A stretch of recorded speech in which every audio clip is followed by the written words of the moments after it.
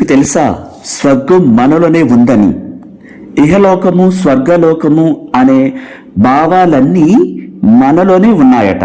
ప్రాచీన గ్రంథాలన్నీ స్వర్గం మనలోనే ఉందని చెప్తున్నాయి. కానీ మన జీవిత కాలంలోనే మనం స్వర్గాన్ని వెతుక్కోవాలి. ఈ భూమి మీదే స్వర్గాన్ని సృష్టించాలి. ఎస్, స్వర్గం ఎక్కడో లేదు, మీలోనే ఉంది. ఎందుకంటే మీ ఆత్మ యొక్క ఫ్రీక్వెన్సీయే స్వర్గం. భూమి మీదకి స్వర్గాన్ని దించడం అంటే మీ ఆత్మకుండే ఫ్రీక్వెన్సీతోనే మీ జీవితాన్ని గడపటం అన్నమాట.